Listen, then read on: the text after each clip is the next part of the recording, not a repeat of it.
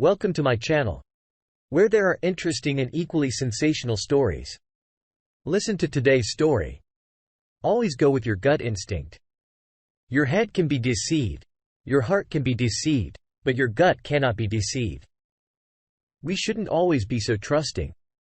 Today, we put cheaters on blast so that the red flags cannot be ignored. Up first, always trust your gut, not your partner. Fiancée cheated with best man. 2 years ago, I, 30 male, was scheduled to get married to the 28 female love of my life.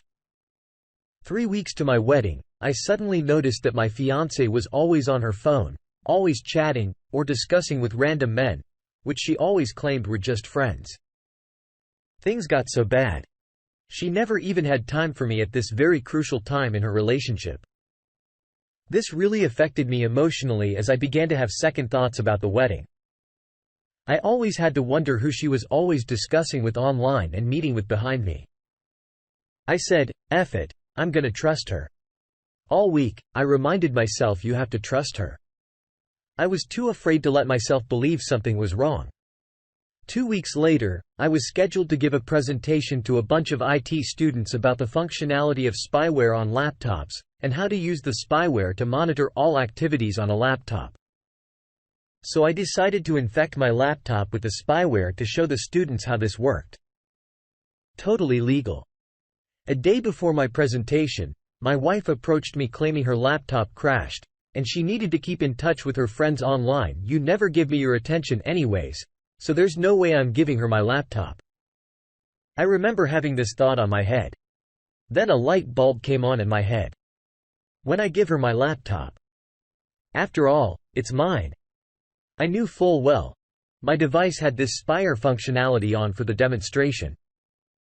So it was a golden chance to have a peep into what she was always chatting with. This was completely legal as it was my laptop and not hers. Right? I had always promised myself never to use my ability to ever snoop in on whatever she was up to. But I told myself I was probably overthinking things, and this was my chance to prove myself right. I gave her the laptop. 15 minutes later, all the communications on my laptop were being synced to a remote database, meaning I could remotely access all the messages going in and out of my laptop, which happened to also include the messages of whoever was using my laptop. Let me cut the crap. I was reading her messages. 1 minute, nothing happened. 5 minutes. Just a few chats with her girls. 10 minutes. Dick pic. "Did you have an enjoyable day, night?" But she said she was at work yesterday. Yes. I did. She replied. Wait. Was someone else using my laptop, or had I made a mistake in the remote setup programming? I peeked to see her on the kitchen counter still typing. "I missed you so much." 30 minutes in, it got so worse. I already knew who she was sleeping with. Mark, my best friend and best man. I had only ever seen things like this in movies or project exposures. How could they both stoop so low? To get the long story short, the wedding did not hold. That experience shaped the direction my career went. I promised them, I promised myself, if heartbreak ever came calling again, that I would never ever be caught short of a story. Everything you read on here is about my life, whether good or bad, enduring or embarrassing, is me making good on that promise. Because if I ever have to watch my hard work and dedication vanish before my eyes again, I might as well have a life story worth watching.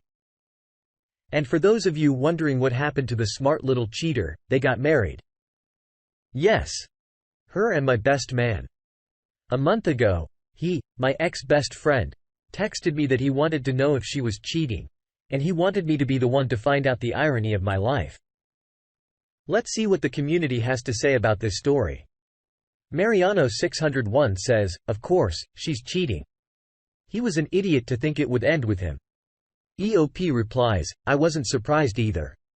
No username. I know of things. She's definitely cheating. Your ex-best friend is a fool. What did he expect?" IG 37064 says, "Karma, nothing, but pure karma. As soon as you have second thoughts, your gut or intuition is trying to tell you something.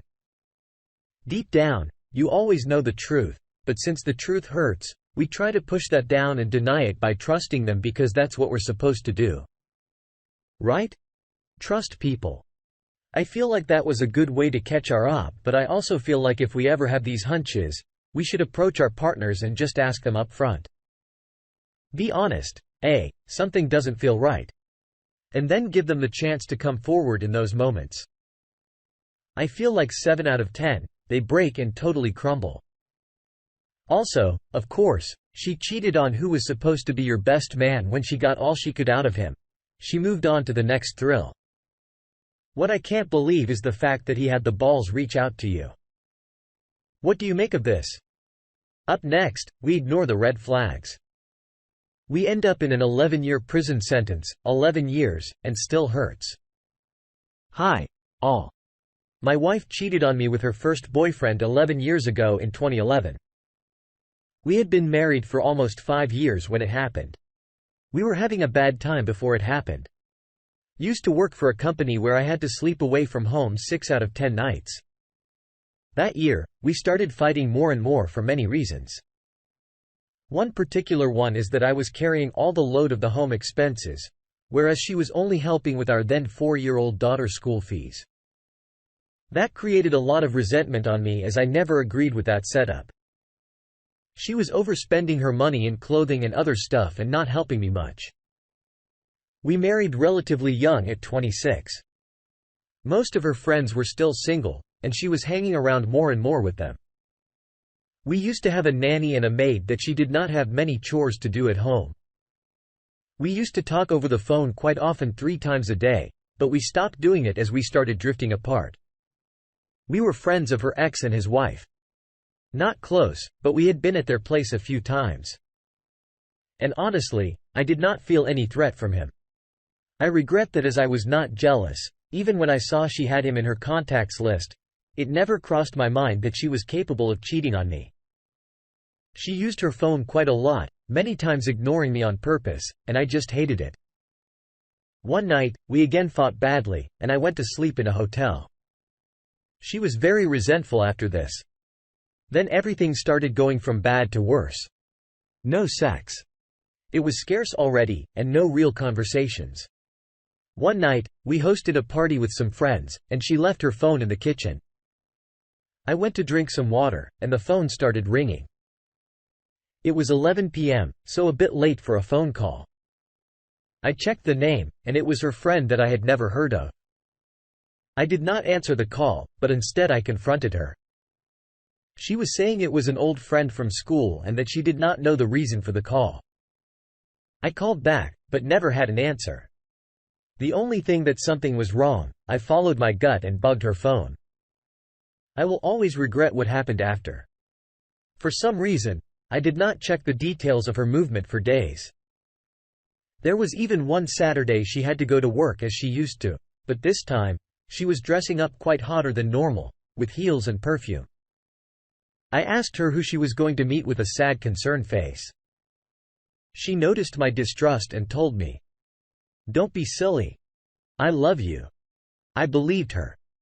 I actually thought about following her and did not do it for some reason. Even worse, I did not check her movements shortly after that.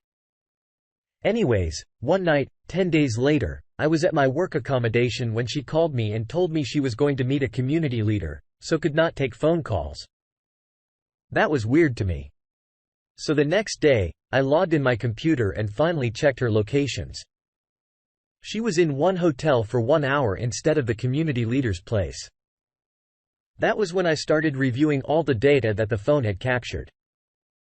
Although I could not check the content of text messages, I could still see the dates and times of the conversations and SMS exchanges. It was pretty obvious something was going on as these were very late. I called and confronted her, and after some divagations, she finally confessed. Then I called her lover and told him I knew everything. The guy denied it all. Such a coward. I was feeling really bad and depressed that day when suddenly I got an email from this guy's wife. It seems someone who knew both my wife and him actually saw them when she got into his car and followed them to the hotel. Then they sent an anonymous email to the wife and she sent it to me. So the issue was Fox Papili now, quite bad in my town, which is very small.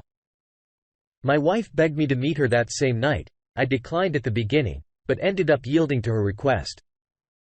I asked permission at work to leave his site. We met and talked. Probably the worst night of my life so far. She was begging me for forgiveness. I was simply asking why and how she had the courage to do what she did. I had never been in such a shocking state and also have never seen her as she was that night, crying, begging, and unsure why she did what she did. I was mad that she had the decision in her hands, and then she was giving me the role of deciding about the relationship's future after what she had done. She said they met that Monday as she wanted to finish things with him. She could not have sex that night since she just had an IUD procedure and she was bleeding with pain. Still, I was simply in shock and could not understand many things, let alone believe in what she was telling me. I had to return to work the next morning. I was in the middle of my roster away from home and could not get out from the camp anymore. I decided to call her lover again and confronted him. I told him I was not going to make a scandal, neither to call his wife provided the confessed details of the affair. I guess I still wanted to protect my family and leave everything as a rumor. He agreed. He told me some similarities of what my wife told me, such as the duration of the affair, 2 months. The number of times they had sex, 3, and what happened the last time they met. I still caught some laughs from my wife, which was devastating. The guy had the guts to tell me that my wife loved me, but she was very lonely and vulnerable and just took advantage of that. What a piece of crap. As I later knew, his wife was heavily pregnant. I asked him to leave my wife alone and to sort the mess with his wife. He told me he had denied everything, so she was still unsure of the affair. Anyways, I kept searching the data from my wife's phone and noticed she was with her lover that Saturday when I asked her why she was getting so pretty. She denied at the beginning, but then accepted it. That finished breaking my heart. I was desolated. She continued begging for forgiveness. However, I told her I was going to think about it. Traveled to another city to my mother's place with my daughter to think what I wanted to do. My parents were divorced, hence I grew up without my father, did not know until recently when I had therapy, but it seems the situation really affected me, causing me to be afraid to be alone. Emotional attachment issues. Back in the day, I was thinking mainly of my daughter. I did not want her to grow up without me. I loved my wife. I knew we were in a real bad spell when all of this happened, and she seemed really regretful. She actually contacted her aunt, closest relative she had to intermediate between us. She was embarrassed as her aunt is very religious. Anyway, I thought about my decision for about a week with my broken heart about what I wanted to do. It was such a horrible time. I finally decided to work things out, but under many conditions. My wife accepted, and the next 6 months really showed how challenging the situation is. I was basically not trusting on anything about her, judging her, insulting her, attempted to leave her a few times. Then there was one day that she basically got too much and did not stop me. She said that she could not continue like this as much as she tried to remediate things. It was going to be impossible for her to amend things.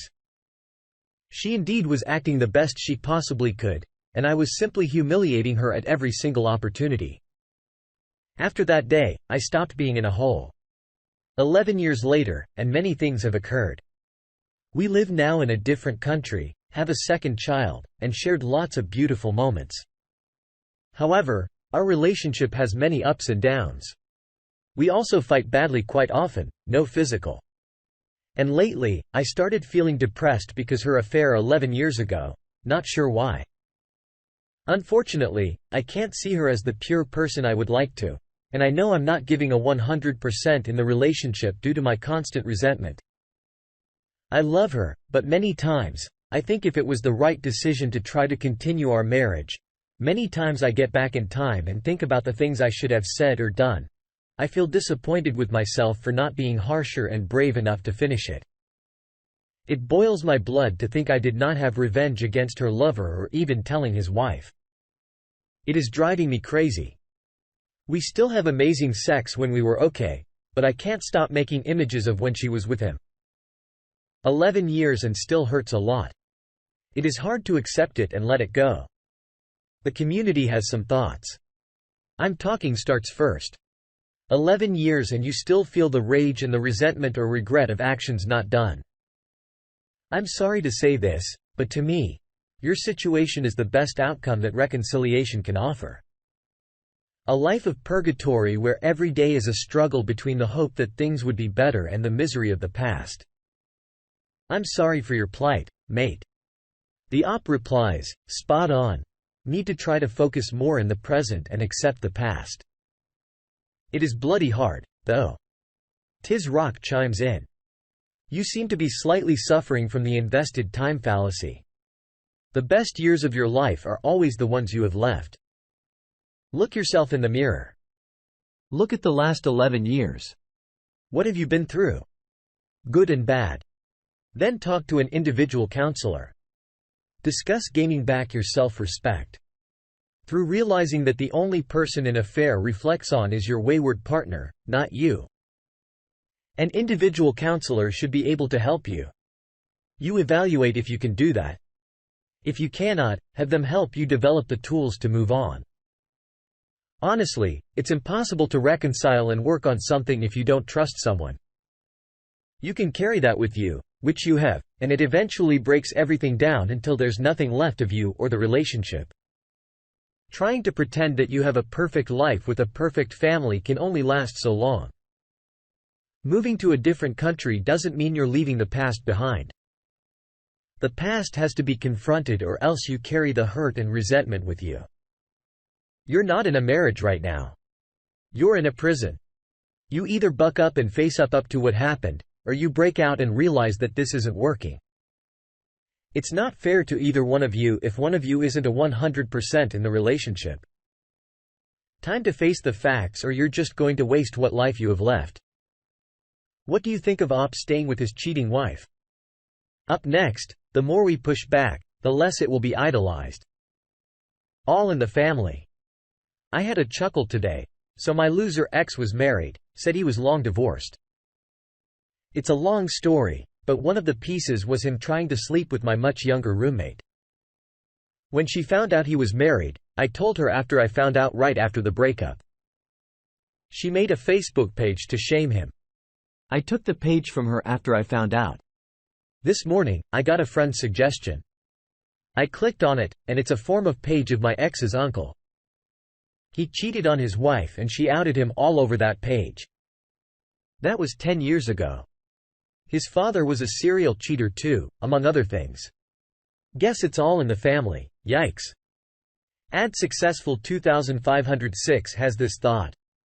Yeah. I have 2 cheaters, ex, and both have cheater DNA. The funniest is the one with twin brothers 16 that got pregnant, his father in 40s, mistress 20s.